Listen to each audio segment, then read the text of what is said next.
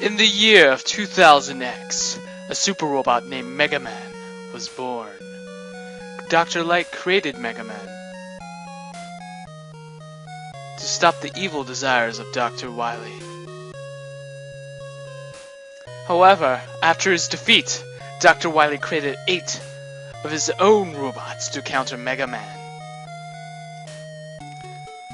Hi guys, this is the Undertow, and I have something very, very special for you. One of my favorite NES games, it is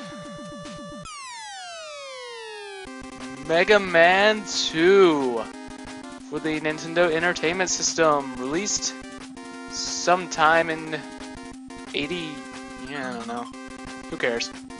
Anywho, let us begin on difficult. Password screen, nice. This is a nice tune indeed. And let us start off, shall we? And there we go. Thank goodness. Here's our 8 robot masters: Airman, Bubbleman, Heatman, Metalman, Flashman, Crashman, and Woodman, Quickman. I'm going to start off with Heatman, unlike a lot of people, just because I feel particularly in the mood. Anywho, we start off in Heatman Stage. All nice and stuff. I need to notify all the changes between Mega Man 2 and 1 that make it such a great improvement over the first. Well, 1, there's a normal and difficult mode, which is a blessing. The Japanese version did not have it, the Famicom version didn't. But unfortunately, NES owners got the pleasure of having a normal mode, which basically everything does half damage to you, and it's really nice. And your Mega Buster does a whopping good damage to everything. It's very nice they put it in. I really like the fact they did. Anywho, other changes include there's no more point system, and now enemies don't drop points anymore, which is fine by me because that's not exactly my goal in Mega Man. I realized points were of non-importance. And lastly, Mega Man now, he doesn't slide everywhere. See, Mega Man, the first one, they were trying to go for a more Mario-like traction. They're trying to go for the realistic traction thing, like sort of Mario was doing and other platformers were doing at the time. But now Mega Man stops on a dime and really accommodates to the gameplay style. Oh yeah, that is the douchiest part of that Yoku block puzzle. There's 2 parts of that Yoku block puzzle, and the first 2 are okay because there's no consequence if you fall. But the last part, you just basically die. It's very unfair. Anywho, up for Heatman. He's designed like a Zippo lighter, if you couldn't tell. And his first attack, you just want to jump up and then to the right to dodge it. And then the rest is history. He basically dashes towards your location, and you just jump over him. And rinse and repeat. He's actually quite weak to the Mega Buster also. Though I have to say, Airman is weaker to the Mega Buster.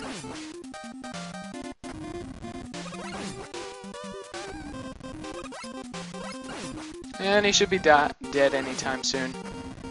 His shots are actually sort of like, what's his name? Flame Man in Mega Man 6.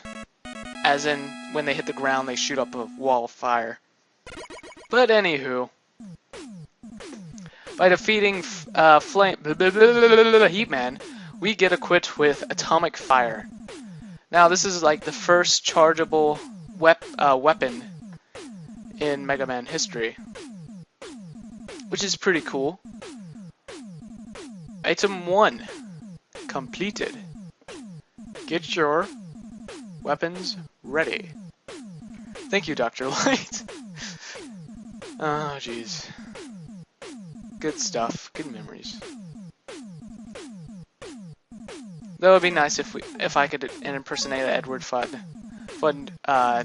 voice, sort of like his voice. Light's voice in Mega Man 8. But unfortunately that is not so. Anywho, next robot master I'm heading for is Flashman. Why? Well, originally this was planned to be a no-hit run, which it is, but I'm not going to label it as one, just because this isn't particularly the best order to take on these robot masters and such, I assure you. When it comes to a Mr. Perfect run, it's probably best to head off straight to Metal Man first, just because his weapon is so useful. And then take on other masters and blah blah blah.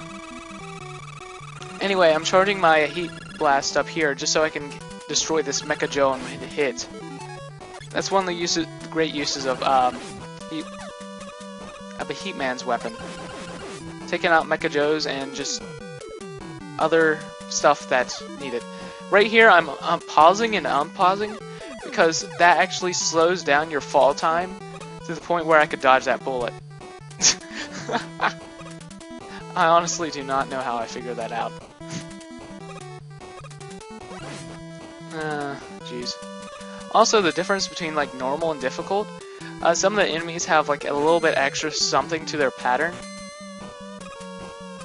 Well, not really, but some of them do, like that trash can enemy as we saw earlier. Basically when I shot it, it just fell apart. In normal mode, it will just be destroyed. And that's item 1, little platform. It's pretty cool. Yeah, if I was doing a Mr. Perfect run again, I wouldn't suggest going after Flashman. It's a bad idea. Unless you really know his strategy, but it's somewhat luck for me, I assure you. And you're going to see in this battle it was. But every time you shoot him, he jumps. And then he just shoots... I mean, he freezes time at a set time.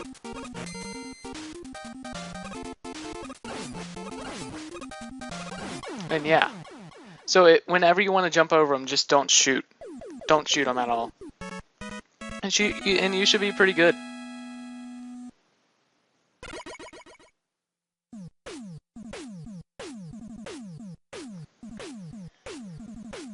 And we get equipped with Time Stopper.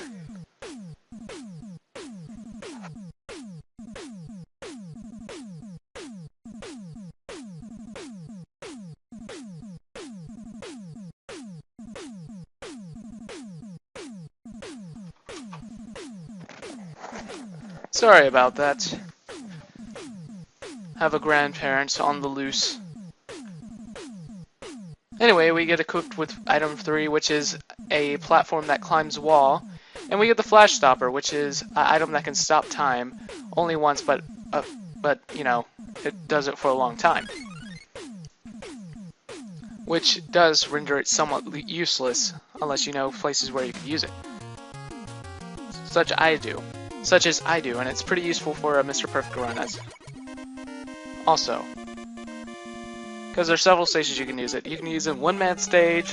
Let me think. You can use an Airman Stage. I know that. Of course, Quick Man. That's his weakness. Oh, and I love the soundtrack to this game, I have to say. Ooh, extra life. Give me. Good stuff. Anyway, those rabbits take one hit with the crash bombs if you have it just if you needed to know. But if you seem to rapid fire like I do, you shouldn't have trouble. Anyway, here are some hot dogs.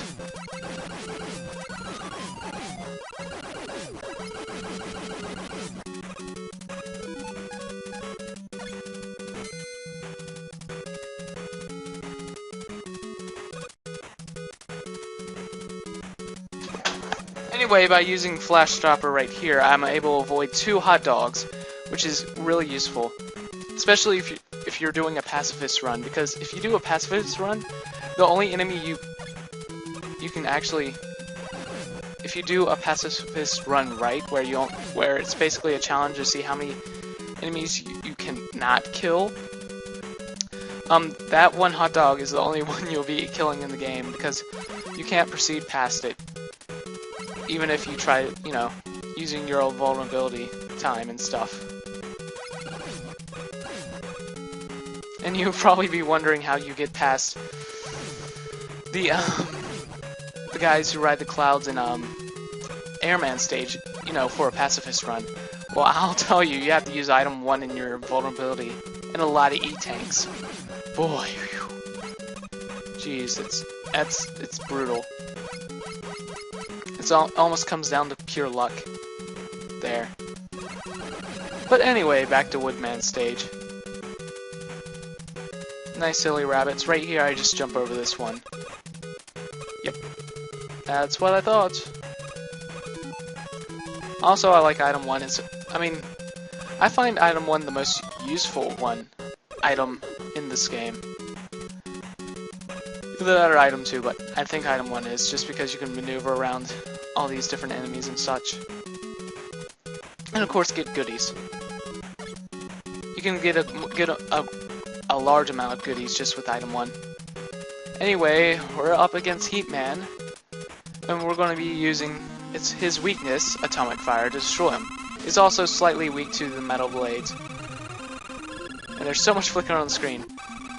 Anyway, at a certain time, you actually want to jump between the leaves, just so you be unscathed. And you want to do that when the leaves are falling away from you, and then they'll fall back. It's very complicated, actually. Oh, and you should try fighting Woodman with just the Buster. Oh, that's fun. You have to run under him at a certain time. Anywho, I think that's the end of the part. No, it's not. Nope, we got Airman. Sorry, I had to check. Anywho, let's go to a stage then. I can't be Airman. I can't defeat blah. And if you hold A and B at a certain boss, you can get little birds instead of stars, which is fun. Airman Stage. Anyway, I'm using Flash Dropper right here just so I can just run past all these drills and have them not go up my anus, which is all nice. Oh yeah, I also didn't mention you can use Flash Dropper in the Metal Man Stage too. Yeah, here's the guys in the cloud I was talking about. Yeah, you would have to use item 1 in their vulnerability times if you're doing a pacifist run. And honestly, that's very interesting. Ah, jeez, I love this soundtrack. Seems like every Mega Man soundtrack has a little bit of something different going for it. For some reason, Mega Man 3 always reminds me of jazz and blues, and some of the stuff is really sassy. And I'm using Leaf Shield just to make sure I don't get hit by these PP. Yes, that's their name. Though unfortunately I don't know all the enemy names in Mega Man 2. That would just be too cool. Too rad. And too bad. Like the Power Glove. Doo-ba, shoo-ba-dee-ba-doo. Sorry. Sorry. Anyway, I'm using item 1 here. Just to assist with this part. Make it a breeze. Yep, there we go. You can only have 3 item 1s on the screen at once, just to let you know. And you cannot select a different item till it's completely... till your last item 1 platform is completely destroyed, so keep in mind with that. And use your platforms wisely. Right here you want to keep shooting just so the PP don't own you. And we're to Airman. Honestly, in this part, I'm basically relying on luck to dodge these first 3 patterns. There's actually 2 tornado patterns, which really, really suck, and they're almost impossible. They are possible, but it's almost impossible to dodge without using the assistance of item 1. You can actually use the assistance of item 1 to get to the top of the screen, to the point where none of the tornadoes will hit you, but it's somewhat difficult to do so. I might show that off in a bonus video, hopefully. Anyway, that was Airman Stage. And it looks like I can beat him. Message from Dr. Light. Item 2. Completed. Get your weapons ready. 2. Get equipped with Item 2. And I'll see you next time. So, I hope you enjoyed, and au revoir, everybody, as you get to look at the password.